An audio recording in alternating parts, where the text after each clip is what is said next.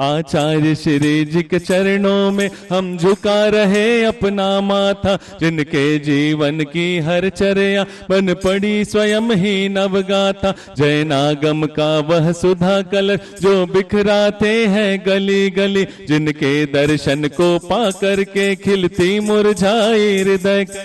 ओम ह्रीम श्री 108 आचार्य विद्यासागर मुनिंद्राय अत्र अवतर अवतर शंभो सठावानन। जय हो जय हो जय हो जय हो। अत्र तिष्ठा स्थापनम। जय हो जय हो जय हो। अत्र मम सन्नितो भव भव सत सन्निधि परिपुष्पांजलि छिपामी। आना जाना मिट जाए मेरा यह बंध काटने आया हूँ। ओम ह्रीम श्री 108 आचार्य विद्यासागर मुनिंद्राय जन्म जरा मृत्यु विनाशनाय जलम निर्पामिति। ओम ह्रीम श्री 108 आचार्य विद्यासागर मुनिंद्राय संसार ताप विनाशनाय चंदनम निर्पामिति। एक रात दुखी मैं होके सो गया था रोते रोते, एक रात दुखी मैं होके सो गया था रोते रोते। सपने में गुरुवर आकर और बोले पास बिठा के कि मैं हूं ना, क्यों चिंता करता है मेरे होते, क्यों डरता है। जड़ को ना मैंने जड़ समझा, नहीं अक्षय निधि को पहचाना। अपने तो केवल सपने थे ब्रह्म और जगत का भटकाना। अक्षय प्राप्त है अक्षतान निर्पामिति। विषय भोग की मदिरा पी मैं बना सदा से मतवाला। तृष्णा को तृप्त करे जितनी उतनी बढ़ती इच्छा ज्वाला। मैं काम भाव विध्वंस हेत मन सुमन चढ़ाने आया हूँ। यह मदन विजेता बन न सके यह भाव हृदय में लाया हूँ। ओम ह्रीम श्री 108 आचार्य विद्यासागर मुनिंद्राय काम बाण विध्वंसनाय पुष्पम निर्पामिति। मरते दम तक सेवा में लगाए रखना, मरते दम तक सेवा में लगाए रखना। इतनी कृपा गुरुवर तुम बनाए रखना, मरते दम तक सेवा में लगाए रखना। अब और अधिक ना भटक सकूं यह अंतर्बोध जगाऊं। ओम ह्रीम श्री 108 आचार्य विद्यासागर मुनिंद्राय क्षुधारोग विनाशनाय नैवेद्यम निर्पामिति। यह दीप समर्पित है मुनिवर मेरा तम दूर भगा देना। तुम ज्ञान दीप की बाती से मम अंतर दीप जला देना। ओम ह्रीम श्री 108 आचार्य विद्यासागर मुनिंद्राय महामोहांधकार विनाशनाय दीपम निर्पामिति। पाप कर्म तज पुण्य कर्म को चाह रहा अपनाना था। शुभ अशुभ कर्म सब रिपुदल है मैं इन्हें जलाने आया हूँ। इसलिए आपके चरणों में यह धूप चढ़ाने आया हूँ। सभी लोग एक साथ स्वाहा बोलेंगे। ओम ह्रीम श्री 108 आचार्य विद्यासागर मुनिंद्राय अष्टकम दहनाय धूपम निर्पामिति। मैं चिदानंद में लीन रहूं पूजा का यह फल पाना है। पाना था जिसके द्वारा वह मिल बैठा मुझे ठिकाना है। ओम ह्रीम श्री 108 आचार्य विद्यासागर मुनिंद्राय महामोक्ष प्राप्ताय फलम निर्पामिति। कर्नाटक के सद लगा ग्राम में मुनिवर तुमने जन्म लिया। मल्लप्पा पूज्य पिताश्री को अरु समय मते कृत किया। बचपन के इस विद्याधर में विद्या के सागर उमड़ पड़े। मुनिराज देश भूषण जी से तुम व्रत ब्रह्मचर्य ले निकल पड़े। अजमेर नगर में हुआ उदित मानो रवि तम हरने वाला। परिवार आपका सबका सब जिन पथ पर चलने वाला है। वह वेद ज्ञान की छैनी से गिर कर्म काटने वाला है। तुम स्वयं तीर्थ से पावन हो तुम हो अपने में समय साथ। तुम स्वादवाद के प्रस्तोता वाणी वीणा के। नमो अरिहंताणं नमो सिद्धाणं नमो आयर्याणं नमो उवज्झायाणं नमो लोये सभ्यसाहूणं। अहिंसा परमो धर्म की, चंद्रगिरी के चंद्रप्रभु भगवान की, गुरु नाम गुरु आचार्य ज्ञान सागर जी महाराज की, मूक माटी रचयिता आचार्य परमेष्टि गुरुदेव की, पूज्य मुंशी चंद्र सागर जी व निरामय सागर जी महाराज की जय।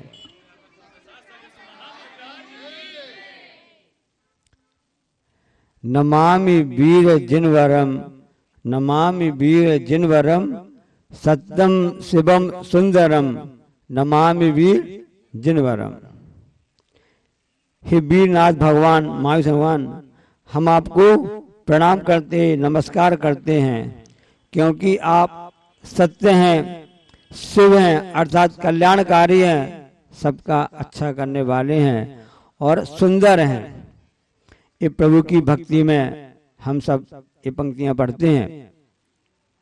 मतलब जो जो सत्य है वह सुंदर है, लेकिन जो जो चमकता है, जो जो सुंदर दिखता है वह सत्य हो ये जरूरी नहीं है। जो चमकता है और जो सुंदर हो वह सत्य ही हो ये कोई आवश्यक नहीं है। ऐसे बहुत से कथानक आते हैं, आगम में, शास्त्रों में आते हैं, पुराणों में आते हैं कि मन में कुछ रहता है, वचन में कुछ रहता है और काय में कुछ दिखता है। पर्यूषण पर्व आते हैं, उसमें जब आजव धर्म आता है तो उसमें ऐसा कहा जाता ना, मन में होए सो वचन उतरिए, वचन होए सो तन सो करिए। चूंकि इन तीनों में एक रूपता नहीं होने के कारण से ही यह अनादिकाल से संसारी जीव संसार में भटकता आया है। अब उन्होंने आमंत्रण पत्र दे दिया, इनविटेशन, निमंत्रण पत्र।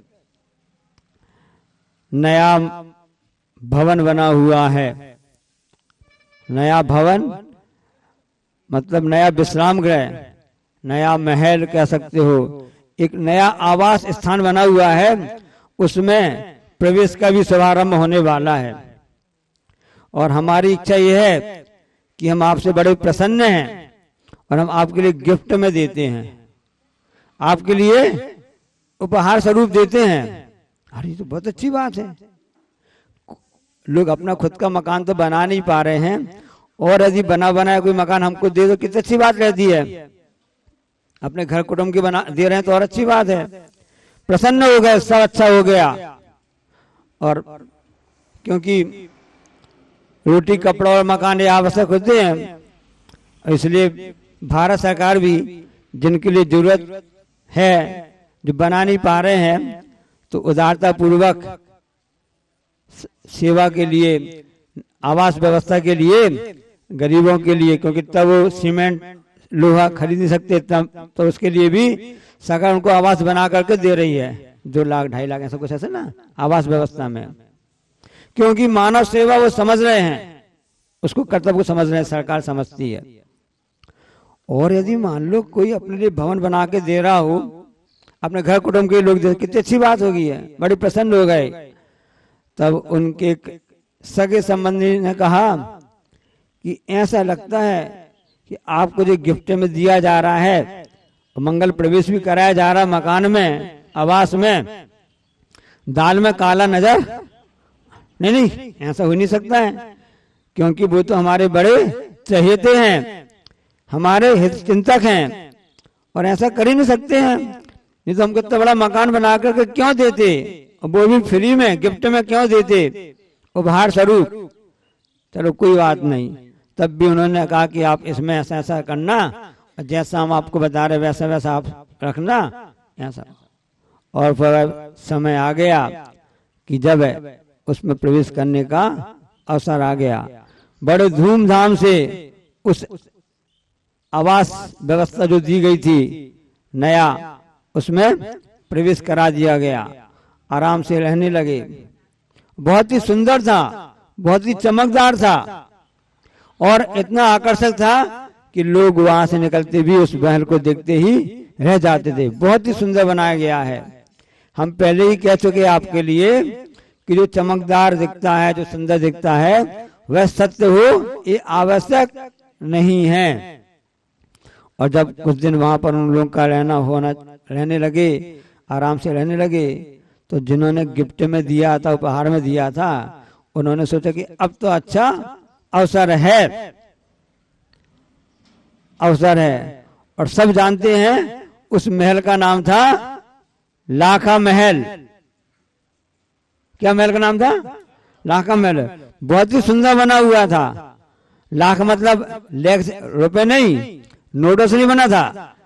कोई भी मकान बने हुए, लाख मतलब रुपए होते हैं ना, तो नोटों से बना था। हाँ, नोटों से बना। बिना नोट के क्या आता है? बिना पैसे से क्या आता है? तो लाख रुपए का बना हुआ था, और लाख रुपए के साथ साथ उसमें जो सामग्री उपयोग की गई थी वो भी क्या थी? लाख, लक्ष्य, लाख होती ना, बंद मुट्ठी लाख की खुल गई तो खाक की। तो लाख तो रुपए वाली बात होती है, और एक लाख जो होता है जो ज्वलनशील पदार्थ कहलाता है, और कुछ सामग्री जो जेवर वगैरह बनते हैं ना, आभूषण बनते हैं, उसमें लाख उपयोग होता है। लाख की चूड़ियां वगैरह बनती हैं, सुना है हमने। तो उस वस्तु से बना था, उसमें शाइनिंग भी अच्छी आती, चमक भी बहुत आती, सब कुछ हो गया था। कनक कनकते सौगुनी माँ जगता अधिकार, जे खाए बोरात न दोबारा। तो सोना कितना अच्छा होता है, चमकता है, सुंदर भी दिखता है। कई लोग कहते हैं ना, यदि इस कार्य के साथ एक कार्य हो जाए तो सोने में, हाँ, कोई सुहागा, कोई मतलब सुगंध आ जाए। सोना चमकता अच्छा दिखता है, कभी सोने में सुगंध आती क्या? सुगंध नहीं आती है। जब सोने में सुगंध आ जाए, ये समझ में बहुत ही अच्छा कार्य हो गया। और आजकल तो ओल्ड गोल्ड का जमाना आ गया, बेंटेक्स का जमाना आ गया है, पता ही नहीं चलता कि असली सोना कौन सा है, नकली सोना कौन सा है। कई बार ऐसा होता है कि नकली आभूषण जो होते हैं, रोल क्या सेल, कौन से टैक्स वाले, बैंक टैक्स वाले, हम सेल टैक्स का ध्यान आ रहा है, बैंक टैक्स वाले उससे ज्यादा अच्छे चमकते हैं, अच्छे दिखते हैं। सत्य नहीं है, ये समझ में तो आता है। तो चमकदार जो मकान दिख रहा था, सुंदर दिख रहा था, वह सत्य नहीं था। इस बात को वो समझ नहीं पा रहे थे। उनके साथी जो थे, उनके हितैषी थे, वास्तव में उन्हें हिंट कर दिया था। क्योंकि जैसे वो सोने लगे, उसमें विश्राम करने लगे, तो उन्होंने हिंट कर दिया था, यहाँ पर संभल करके रहना। जो सोना होता है, जो चमकदार वस्तु होती है, तो वह नुकसानदायक भी होती है। सोना, एक सोना बोलते धतूरा को भी, विषैली वस्तु होती है, नशीली वस्तु होती है, तो उसको खाने से भी नशा चढ़ जाता है। उसी प्रकार से जिसके पास सोना, धन, वैभव आ जाता है, उसको भी गुस्सा चढ़ जाता नहीं, मोह का नशा चढ़ जाता है, लालच का नशा चढ़ जाता है। और ऐसे ही नशा सामने वालों को चढ़ा हुआ था कि मैं इनको किस तरह से निस्तानुभूत कर सकूं, क्योंकि ताकि हमको पूरी संपत्ति, पूरी जायदाद हमारे हवाले हो जावे। हवाला कांड होता है, और आजकल हवाला कर से बहुत अलग निकलने लगा है। एक हवाला मतलब हमारे पास आ जावे, और एक ऐसा होता है कि आजकल लेन देन होता है ना, तो किसके द्वारा होता है? हाँ, नंबर 2 के काम इसी ढंग से होते हैं। लोग आजकल काला धन को सफेद करने में लगे हुए हैं, काला धन को सफेद करने में लगे हुए हैं, और सफेद बालों को काला करने में लगे हुए हैं, अच्छा दिखने के लिए, सुंदरता के लिए। क्या सत्य है? नहीं है। तो जो सुंदर है, जो चमकदार है, वो सत्य हुए कोई आवश्यक नहीं है। इस घटना से पता चलता है, और सबको मालूम है, भारत में सब नया नया देखना चाहते हैं, नव भारत बनाना चाहते हैं। इतिहास को उठा करके देखो कि वह महाभारत कैसे बन गया, महाभारत कैसे बन गया, उसके पीछे क्या रहस्य छुपा हुआ था। एकमात्र चमक चमक चमक। आचार्य इसके लिए मालूम क्या कहते हैं कि वर्तमान का जमाना कैसा आ गया है? फनाफन, गुरु जी के मुख शब्द निकलते हैं फनाफन। तो चमक के चक्कर में हम अपने दमक भूल गए हैं। हमारी दमक ये थी कि हम सुंदरता को दिखाने चक्कर में अपने स्वरूप को भूल गए हैं, और लालच लोभ जो हमारे ऊपर हावी हो गया है, जैसा उस कारण से महाभारत का निर्माण हो गया और लाखा भवन में ऐसी वस्तु मिलाई गई जो ज्वलनशील थी, और वहां पर वह व्यक्ति जिनके लिए गिफ्ट पुरस्कार में दिया गया था, सम्मान के रूप में दिया गया था, शुभ चिंतक बनकर के दिया गया था, उन्हीं शुभ चिंतकों ने ऊंचे ऊंचे जो बन गए थे उन्होंने उसमें आग लगा दी, और पूरा भवन जब ज्वलनशील पदार्थ होता है ना तो उसमें तेजी से आग लग जाती है। एक घटना हमको याद आ गई। आगरा में थे उस समय, ब्रह्मचारी अवस्था में थे, और उस समय पंच कल्याण गजब महोत्सव देखने के लिए वहां पर गए हुए थे। आचार्य की चित्र प्रदर्शनी जो है ना विद्यादशमी है, उसको लेकर के गए हुए थे। तो वहां पर पूज्य समाधिस्थ मुनि श्री क्षमा सागर महाराज जी का सत्संग और पूज्य न्यायप मुनि श्री सुधा सागर महाराज जी सत्संग वहां पर विराजमान थे। उन दोनों मुनि महामुनि राजाओं के संग सानिध्य में पंच कल्याण गजब महोत्सव हो रहा था, और अचानक हम आपको बता दें सत्य घटना कि पूरा उस समय बेनाना परिवार आगे थे, और पूरा मंच थर्मोकोल से बनाया गया था, पास में ट्रांसफार्मर था। ऐसी कुछ घटना घटी, शॉर्ट सर्किट इसको बोलते हैं ना, वहां से अग्नि निकली हुई, और देखते देखते पूरा मंच था थर्मोकोल ज्वलनशील पदार्थ था ना, पूरा 5 मिनट में जलकर खाक हो गया था। मैं सामने प्रत्यक्ष वहां देख रहा था। तो पुण्य की बात थी कि उस समय जन्म कल्याण का जुलूस निकल रहा था। पूरी जितनी भी जनता थी, निंदानी थे सभी लोग, और जितने भी दर्शनार्थी सभी उस जुलूस में, क्योंकि जन्म कल्याण का महोत्सव हो रहा है तो उसमें सब लोग गए हुए थे। तो इस ढंग से ऐसी घटना हो जाती है, और ज्वलनशील पदार्थ और उसमें आग लगने का समय भी नहीं लगता है। अब लोग समझ रहे होंगे उसके लिए कि जिसमें अग्नि लगी है शॉर्ट सर्किट हो गया क्या, या कोई इस ढंग से फटाके की मौसम तो है नहीं है कि कोई फटाका आके वहां फूट गया हो, ऐसी घटना घट जाती है। नहीं, वहां अग्नि घटना नहीं हुई थी, दुर्घटना नहीं हुई थी, बल्कि वहां पर तो जानबूझ करके कार्य किया गया था, और उनके शुभ चिंतक ने पहले उनको बता दिया था ऐसी घटना घट सकती है, इसलिए सावधान रहना। क्या सावधान रहे, उनको इशारा कर दिया था। जब वहां पर जाके देखा पूरा जलकर खाक हो गया, तो वहां पर हड्डियां मिली, क्योंकि जलने के बाद तो मांस वगैरह सब तो जल जाता है, मात्र हड्डियां ही शेष रहती हैं। उन्होंने सोचा कि अरे ये तो जल करके मर गए। कौन थे? 5 पांडव, और साथ में उनकी माँ कुंती भी थी। उन 5 पांडवों के लिए वक़ा दिया गया था कि नया महल आपके लिए प्रदान किया जाता है, लेकिन साथ में उनके जो काका थे ना, ये संचालक बोलते हैं कि आप यहाँ पर दान देंगे, बाद में आप जब आपके आगे संतान आपके रिश्तेदार आएंगे तो वो याद करेंगे कि आपके काका ने, चाचा ने, काकी ने, मामा ने, मामी ने इस भव्य जिनालय का निर्माण कराया था, ऐसी जन्म में स्थापना की थी। तो उनके जो काका थे जिनका नाम विदुर था, पहले उन्होंने संकेत कर दिया था कि दाल में कुछ अवश्य काला है, इसलिए उन्होंने वहां पर सुरंग बना दी गई थी अंदर ही अंदर, और जब अग्नि घटना घटी तो वहां उस रास्ते से वापस निकल गए। लेकिन उन्होंने सावधानी भी रखी कि वापस आकर के जो वहां पर बाहर निकले थे तो 5 जले जो मुर्दे थे ना, और 6 ऐसे करके उन्होंने वहां पर वापस रखवा दिए थे। देखो उन्होंने कोई हिंसा का काम नहीं किया, पांडव थे, इसलिए 3 पांडव तो मोक्ष के लिए गए हैं, और 2 पांडव सवा सिद्धि में गए हैं, कि लोगों को भ्रम में रहे कि हाँ वास्तव में जल करके हो गए हैं। क्यों क्या किया जाए, सामने वाला ऐसे दुर्बुद्धि वाला है कि वह हमको मारना चाहता है। तब भी आपको ये भी बात बता दें, उन्हीं कौरव पांडव की बात है कि एक बार दुर्योधन को किसी ने पकड़ लिया, तब उस समय भीम ने कहा था अच्छा हुआ बहुत पकड़ लिया, सत्य ने पकड़ लिया था। तब युधिष्ठिर ने क्या कहा था मालूम है, जाओ अर्जुन, जाओ भीम, दुर्योधन को छुड़वा करके लेकर के आओ। क्या कहा था उन्होंने?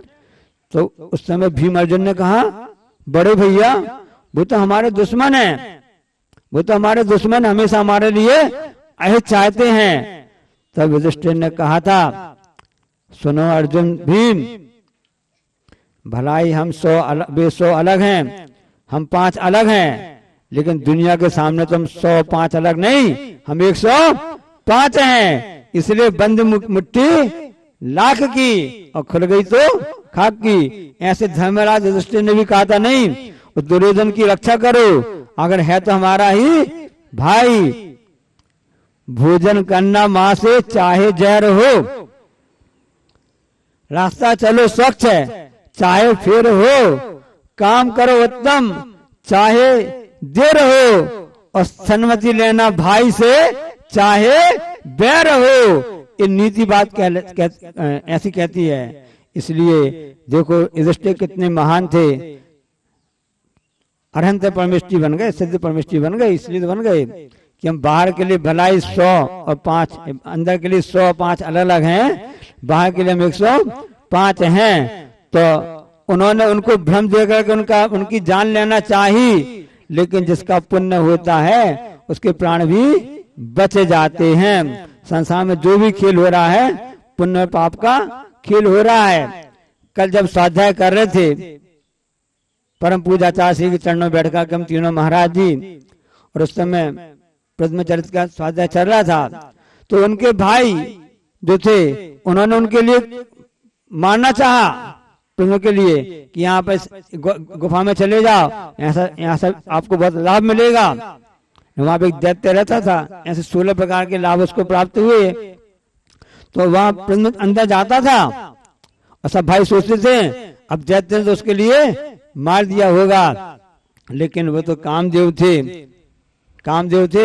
तो वहां पर अंदर जाता है और वहां पर भी उस दैत्य को समाप्त करके, अब दैत्य कहता है कि मैं तो आपका किंकर बन गया हूँ, मैं हार गया हूँ, युद्ध होता ना उसमें मैं हार गया हूँ, मैं आपके लिए समर्पण करता हूँ, छत्र है और से सिंहासन है और भी विद्याएं ऐसा प्रदान करते हैं। तो उनके भाइयों ने सोचा कि इसको अंदर भेज देंगे तो वहां पर मर जाएगा, इसकी आयु पूर्ण हो जाएगी। लेकिन जब पुण्य का उदय रहता है तो मरना दूर की बात है, उसके साथ में उसको विद्याएं और अन्य भी लाभ मिल जाते हैं। तो अब पांडव का पुण्य था कि वह बच करके निकल आए, क्योंकि उनको उसी भाव से मोक्ष जाना था। ऐसा होता है। 3 पांडव तो मोक्ष चले गए और 2 पांडवों के मन में आ गया कि कितना दुख दे रहे हैं, थोड़ा हल्का सा विकल्प आ गया, उसके कारण से उनके लिए सर्वार्थ सिद्धि भी कम नहीं कहलाती है, ऐसे उस सर्वार्थ सिद्धि में देव हो गए। तो जो भी वस्तु सुंदर होती है, चमकदार होती है, वह सत्य नहीं होती है। एक मात्र तो तीर्थंकर भगवंत होते हैं जो कि सत्यम है, शिवम है और सुंदर हैं। वह कामदेव, देखो लोगों ने पूछा कि कामदेव तीर्थंकर दोनों सुंदर होते हैं, दोनों की सुंदरता में क्या अंतर है? कामदेव से बढ़कर कोई भी सुंदर व्यक्ति नहीं होता है, ये सब जानते ना। तो तीर्थंकर से भी सुंदर होते हैं क्या?